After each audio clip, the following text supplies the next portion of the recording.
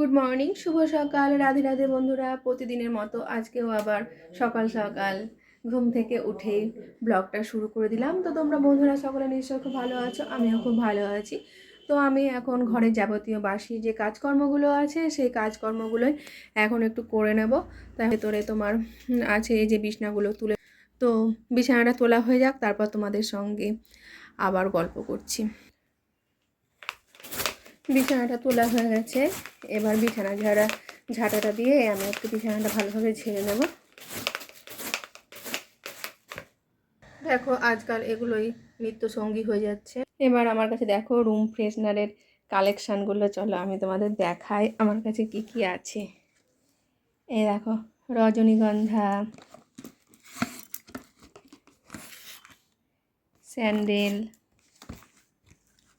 স্যান্ডেলের গন্ধটা ভালো লেগেছে, ওই জন্য আবারও একটা sandal. Lavender, fresh lemon, jasmine, আর আছে রোজ।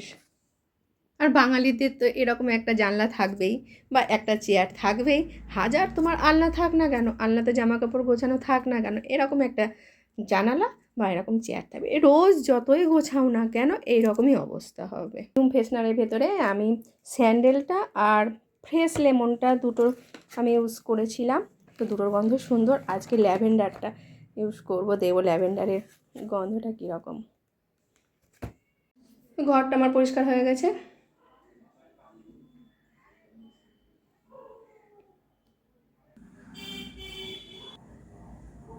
ঝুল টুলে ঝেড়ে নিয়েছি।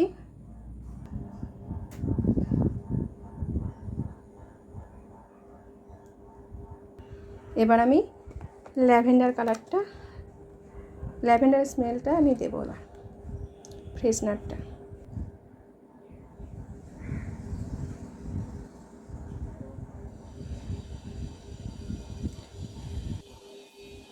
এবার আমি এই পর্দাতে দিয়ে দেবো।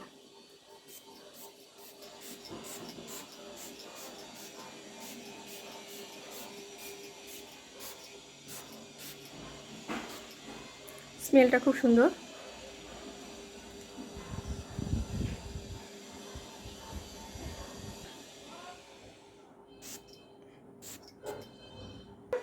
এই দিকেরও পর্দাতে দিয়ে দেবো। মানে পর্দাতে দেওয়ার কারণ হলো হালকা করে যখন এসিটা চলবে তখন পুরো ঘরটা সুন্দর একটা স্মেল বের হবে। সময় কি হয় বলো তো বন্ধুরা, একটা মোজা পরতে গেলে আমরা আর একটা মোজা খুঁজে পাই না যখন একসঙ্গে অনেকগুলো মোজা থাকে।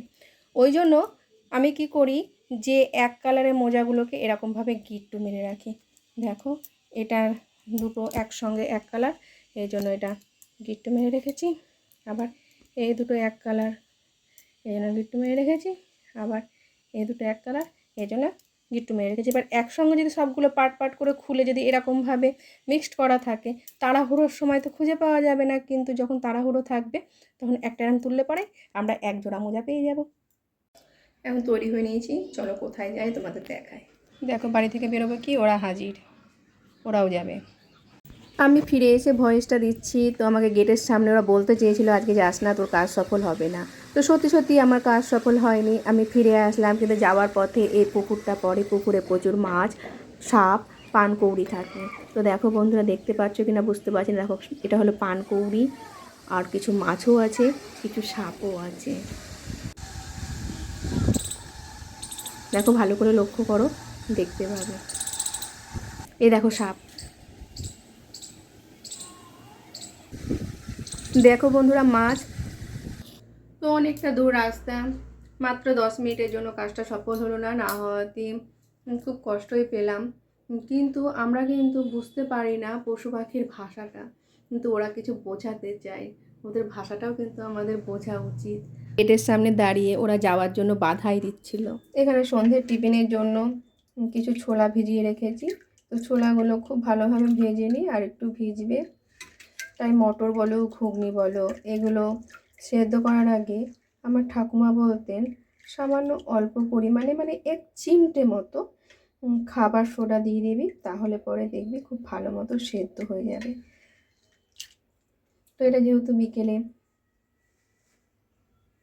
রান্না করব, বা সেদ্ধ করব, এই জন্য এখন এটা ভিজিয়ে দিয়েছি, এখনও সম্পূর্ণভাবে ভেজে নিই। কে কে এরম খাবার খেতে ভালোবাসো?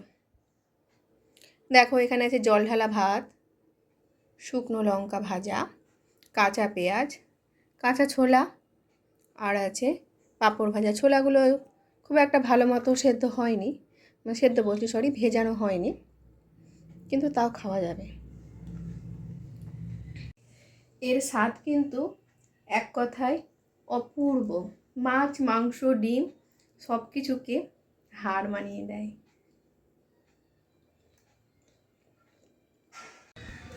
সবচেয়ে দুষ্টু সবার জুতোগুলো নিয়ে এসে বড় কুকুরগুলোকে দেয়, তারপর বড়গুলো কাটতে থাকে। এখন বস্তা নিয়ে এসছে।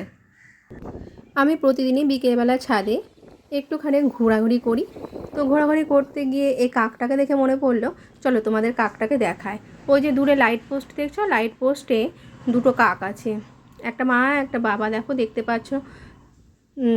তাই এখন মাটা বসে আছে, বাবাটা নেই। এখানে দুটো ছোট ছোট বাচ্চা হয়েছে। সারাদিন কাকটাকে বসে বাচ্চাগুলোকে পাহারা দেয় কাকটা। এখন বাচ্চাগুলোকে আড়াল করে বসে আছে, যেহেতু সন্ধে সন্ধে পড়ছে, হালকা হালকা কুয়াশা পড়বে বা ঠান্ডা লাগবে, এই জন্য বাচ্চাগুলোকে আগলে ধরে বসে আছে। আর বাবাটা খাবার নিয়ে এসে মুখে করে খাবারগুলো খাওয়ায়। তো এর পরের দিনকে আমি দেখাবো, যখন খাবারটা খাওয়াবে তখন আমি দেখাবো। আর এই যে পুঁই গাছগুলো লাগিয়েছিলাম, দানা ফেলেছিলাম, সেখান থেকে ছোট ছোট কচি কচি পুঁই শাকগুলো বেরিয়েছে। আর এই টমেটোগুলো যখন পাকে, আমি সব একসঙ্গে তুলি না, আমার কোনো সব তো দরকার পড়ে না, গাছের জিনিস থাক গাছে, দেখতেও ভালো লাগে আর দরকারও পড়ে না, সেহেতু তুলে রাখলে পরে সে জিনিসটা নষ্ট হয়ে যায়। তো যখন একটা করে পাকে বা 2-3টে করে পেকে যায়, তখন আমি সেগুলোকে তুলে নিয়ে আসি। তো এখানেও কিছু পুঁই শাকের দানা ফেলেছিলাম, সেখান থেকে পুঁই শাকগুলো বেরিয়েছে। আর কিছু আগাছা ঘাস জন্মে গেছিলো, সেগুলো তুলে ফেলে দিলাম। তারপরে আমি সেটা শেয়ার করব।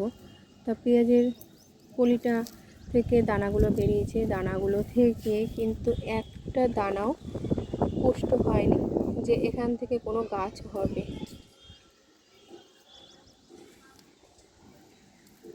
একটাও না, দানাই নেই ভেতরে। এটাতেও তাই।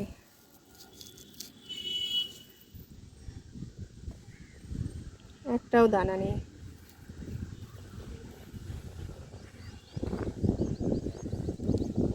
এই যে পেঁয়াজগুলো আমি তুলে নেব, নাহলে পেঁয়াজগুলো নষ্ট হয়ে যাবে। তো আমি এখন পেঁয়াজগুলো তুলতে থাকি, কারণ গাছগুলো শুকিয়ে গেছে।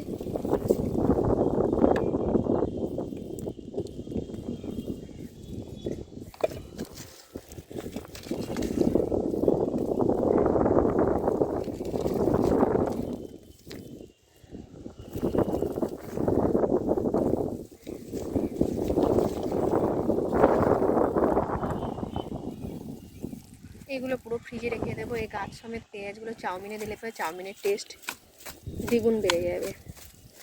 আর আমি এখানে কিছু গাছ লাগাবো, এই জন্য মাটিটাকে খুঁড়ে নেব।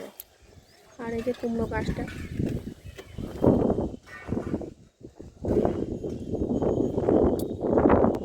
তবে এখন মাটিটাকে হালকা করে খুঁড়ে আলগা করে দেবো, যাতে আমি গাছ লাগাতে পারি। আর এখানে তো আমি জৈব সার তো দিয়েই রেখেছি, জৈব সার দিয়েই আমি গাছ লাগাই, সেহেতু আর একটু জৈব সার দিয়ে দেবো।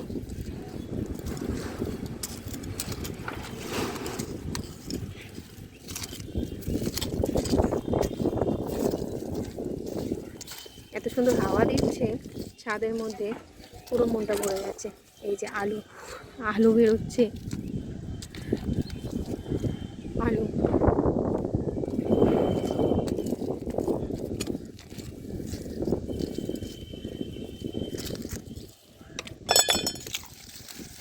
এবার মাটিটাকে হাতে করে সমান করে দেবো। এটাতে যেহেতু গাছের শেকড়ে ভর্তি, সেহেতু এটাতে ভিটামিন লাগবে। ভিটামিন বলতে ওই জৈব সার দিয়ে দেবো, নাহলে পরে গাছ ভালো হবে না। যাতে জৈব সার দিয়ে তারপর দানা দেবো।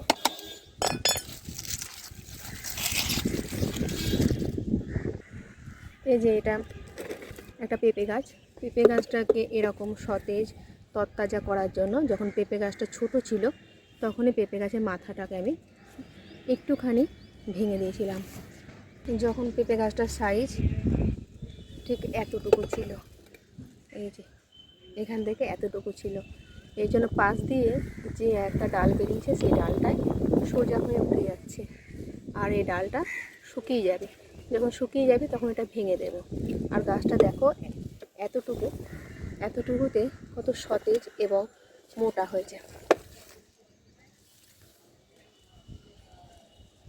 এত কচু গাছের আড়ালে পড়ে যাচ্ছে।